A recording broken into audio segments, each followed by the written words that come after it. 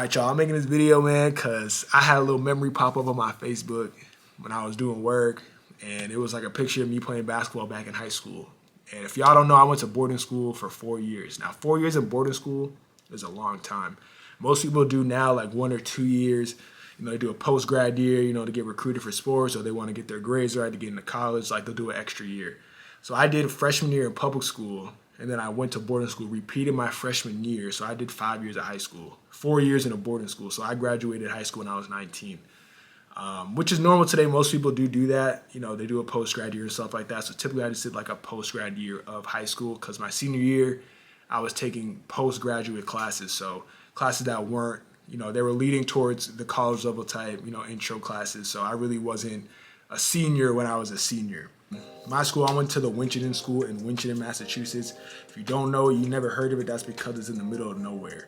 Like most boarding schools, just in the middle of nowhere. Just a big old campus surrounded by trees and woods. Like the only thing there was downtown was a Subway, a gas station, McDonald's, and it was just like an old town, like small old town, a lot of old people, a lot of racist people. It wasn't the best. You know, I really never left campus unless I went home. So I just kind of just stayed on campus unless I went to go get food or something or order food to camp. Pretty much we had to wear, for guys, had to wear a coat and tie every single day. Girls kind of had a more like laid back, but they had to be like dressy type. So yeah, I was wearing a coat and tie 5 days a week. You know, it was terrible. Honestly, I kind of miss it because like it kind of helped me, you know, have some structure, have some discipline. So, you know, honestly, there were days where I just, you know, kind of finessed. I wouldn't wear a blazer. I'd wear like a sweatshirt over, just some stuff trying to finesse and try to get out of not wearing the dress code. But they'll catch you at not wearing dress code. They send you right back to your room. If you got to go change, that counts as an unexcused absence. And then you get penalized for the day, and I'll get into that in a second. We'll start, I'd wake up at, you know, around 6:30. If we had like practice before, I'd have practice, then go to breakfast and get ready. Because breakfast started, I think, at 6:30. I think that's when the caf opened. And then I have to be ready and downstairs in the auditorium by like 8 o'clock where we had morning meeting, announcements, assembly, all that for 30 minutes, then we'd all go to class. I forgot to even tell you, the school only had 250 kids, so that made it even worse because you really don't got that much to work with in terms of like friends or dating or whatever. Like 250 kids, half of them were international, so you just break that in half. And so, you know, there really wasn't too much to do at the time. You know, it felt a lot bigger than what it was just because, you know, I was there for 4 years. But my graduating class only had 50 kids. I think 50 or 60. We were one of the bigger classes of, you know, that I graduated. I tell you, there was only 8 to 10 kids in the class, 10 max. And, you know, we all sat around like a big desk, kind of like a conference style, or we all sat at individual desks that were lined up across the room. Like there was no sitting in the back. Everybody had to participate. Like there was no hiding. Like you was gonna participate one way or another. And, you know, they graded us. They gave us weekly grades, daily grades, like daily slips. So if you participated, did everything right, you did above and beyond, you get a 3. If you just participated, you was there, you get a 2. If you didn't do nothing, you was all like distracting the class and all that, you get a 1. Top of the weekly grades, you know, we get 3, 2, 1. If you got like an A, you probably get a 3 for the week. You get a B, you get 2s and all that. I was getting 2s, I really got 3s. If you got 1s, let's say you failed a test or a quiz or something like that, they'll give you a 1. You get a 1, you in study hall Saturday morning for however many 1s you get. And I've seen people get like 5 1s, so that's 5 hours of study hall on Saturday. Every hour you miss, they double it. So let's say I got 5 hours. I didn't show up for those 5 hours, now I got 10 hours. Then I got 20 hours. And they just double it and double it and double it. And I've seen people double it to the point where they was doing study hall for like all day Saturday, all day Sunday just to make up their time because they weren't going. They'll be strict on you, they'll come get you. You can be like, I'm not going. If you're not going there, all right, boom. The next week you'll see that big old 10 hours, 20 hours on your name on the list. They used to put the list on the wall for everybody to see who has study hall. So everyone would be like, oh, Dave, you got study hall. Oh, you got an hour. Oh, you got this. Like they really was trying to expose people during school. The only good thing about boarding school, a few good things, was that classes were very, like the day was short. I was only in class from like 9 to maybe 1 o'clock, 2 o'clock at the latest. And we'd only have, the most classes I had in the day were 4.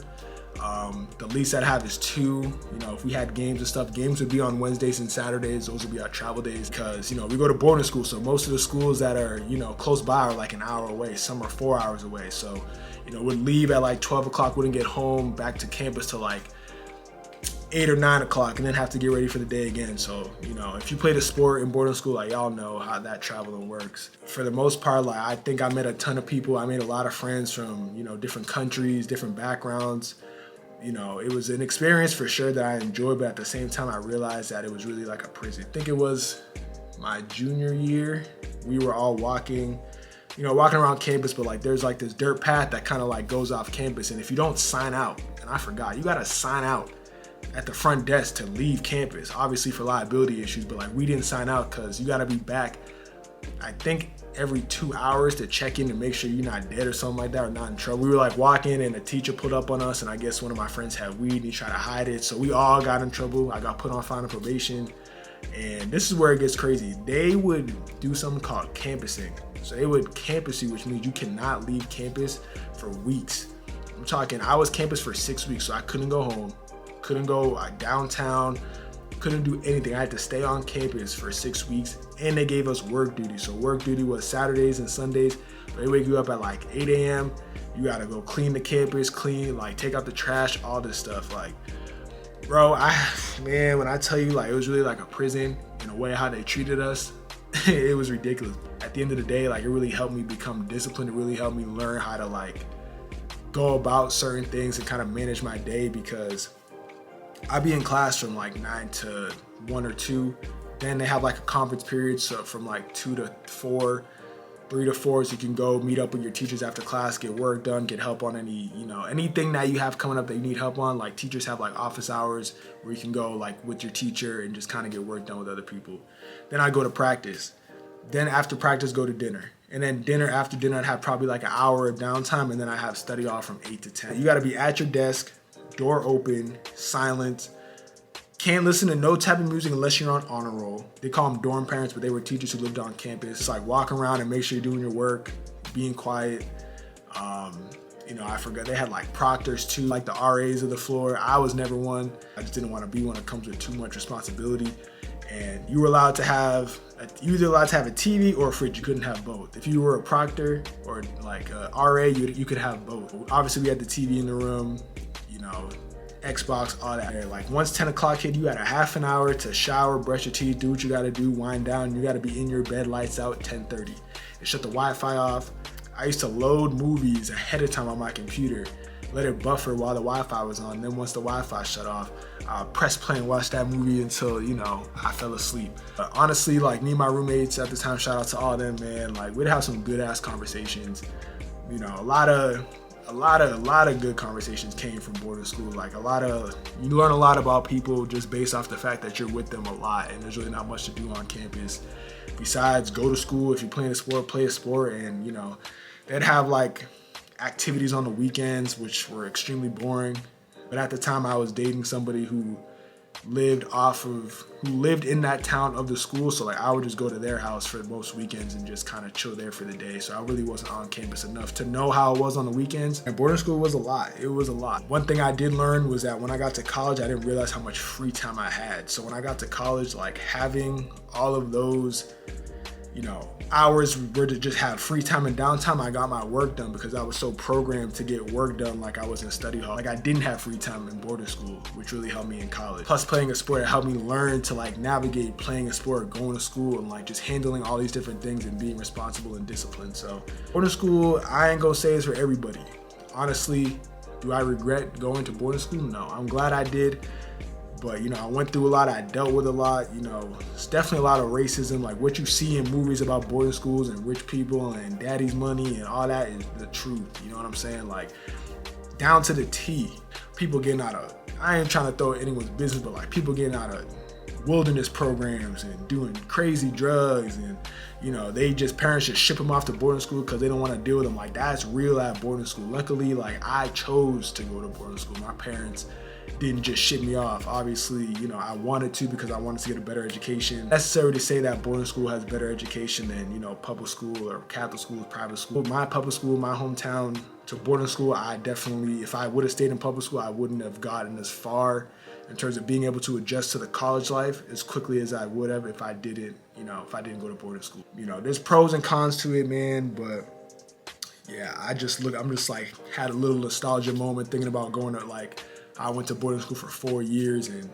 you know, it just let me learn how to be independent, let me learn how to, you know, be sufficient. Had to do my laundry on my own. People had laundry service and all that. I was washing, you know, my laundry. We had laundry rooms, washing them in laundry rooms, learning how to do laundry, all that, man. Just learning how to really survive on, you know, on my own pretty much, because it's like, it's just you out there, and then the people that you cool with, you know, and especially the people from other countries, like they're in a whole other country. I made, you know, my teammates from Turkey on the basketball team, like people from China, all that, man. I met so many good people and kind of learn about their history and kind of learn about, you know, their background and how they do things in their countries. And it was just a great experience in terms of bringing different people from different backgrounds together. You know, what they put us through and what most people have to endure that they don't tell you about is like one of the bad things about going to boarding school. Ain't like what you see on Zoe 101. Like Zoe 101 is fictional. It's a TV show. Like the only thing I can kind of relate Zoe 101 to real boarding school is that you sleep there, but you're not riding on no jet X's. There's no